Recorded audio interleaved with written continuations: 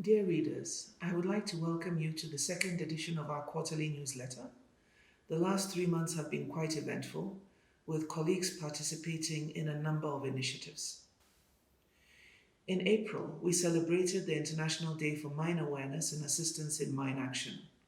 I delivered a message that emphasized the importance of all UN member states signing the Anti-Personnel Mine Ban Convention, APMBC. While we have made much progress on clearing mines, we often see progress rolled back.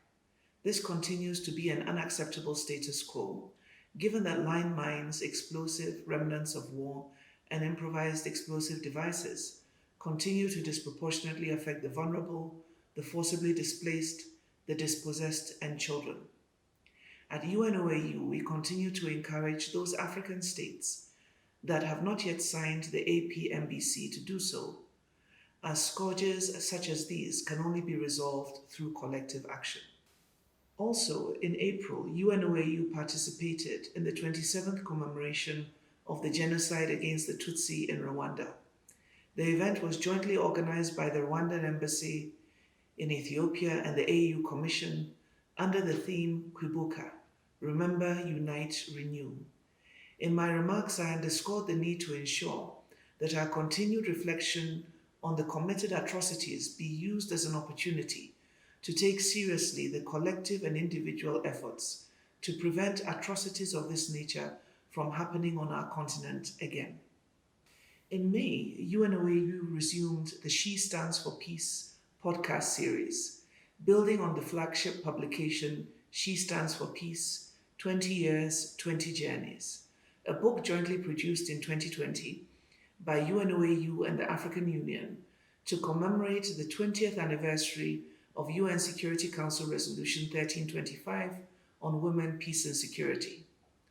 To date, the podcast series has featured several interesting and important voices in peace and security, old and younger, including the Special Representative of the UN Secretary General in Sudan, Nicholas Haysom, the Special Representative of the Secretary General on Sexual Violence and Conflict, Pramila Patten, the AU Chairperson Special Envoy on Women, Peace and Security, Madame Benetta Diop, and the Special Representative for Women, Peace and Security of Norway, Andre Mundal.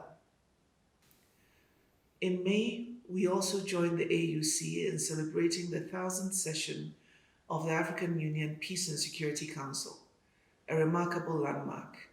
In the statement that I delivered to the African Union Peace and Security Council on that occasion, I highlighted the important role that the Peace and Security Council occupied in terms of resolving conflict on the continent, keeping the peace, and pronouncing itself on peace and security issues.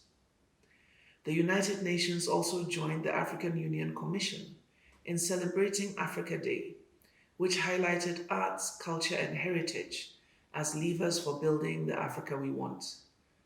The UN message stressed that Africa's rich and diverse cultural and natural heritage is important for sustainable development, poverty reduction, and building and maintaining peace. It can provide a strong foundation for inclusive economic progress as the continent strives to meet the challenges posed by the COVID-19 pandemic. Upon request from the Department of Political and Peacebuilding Affairs in New York, and subsequent to the invitation of the resident coordinator in Zambia, I also embarked on a high-level mission to Lusaka, Zambia, from the 31st of May to the 4th of June 2021, with a view to engaging political stakeholders, civil society actors, and assessing the situation on the ground, and identifying ways in which the UN could further support the peaceful conduct of elections, which are to take place in August, and to recommend possible actions to help diffuse the growing tensions in the country. All of UNOAU's activities over the past 3 months were underpinned by a commitment to multilateralism and the realization that the resolution of the various challenges of our time require collective action. Therefore, it was apt that UNOAU, during the last quarter, joined the African Union Commission in celebrating the International Day of Multilateralism and Diplomacy for Peace, reaffirming the UN Charter and its principles of resolving disputes among countries through peaceful means. I hope that you will enjoy reading this edition, and I hope that you will recognize the contributions of my colleagues in UNOAU to strengthening the partnership between the United Nations and the African Union in peace and security in order to help all of us to achieve the Africa we want. Thank you.